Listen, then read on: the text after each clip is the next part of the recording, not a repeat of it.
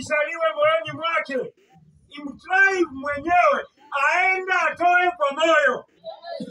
Amen. Amen. Biblia imetuambia hivyo.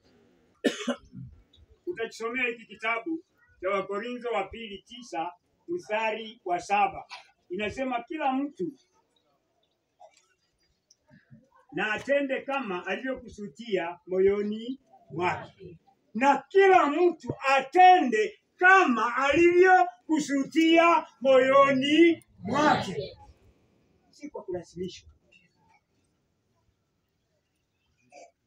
Amen. Amen.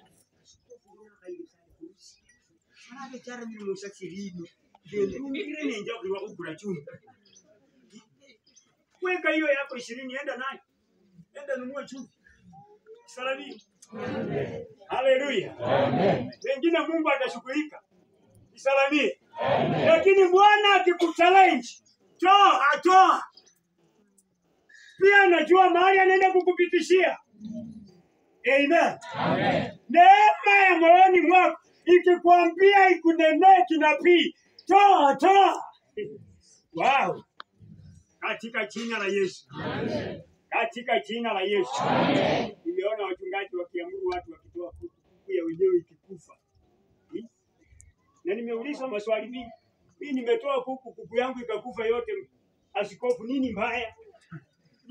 Ni amri tu. Uliamrishwa au uko tayari? Haleluya. Amen. Amri kwa matoleo haina matunda.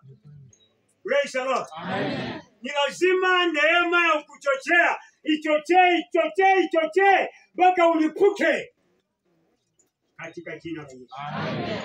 Naona tu mtu anabadilisha hii masiliva inakuwa manoti mwenyewe. Roho imemchochea, imemuongelesha.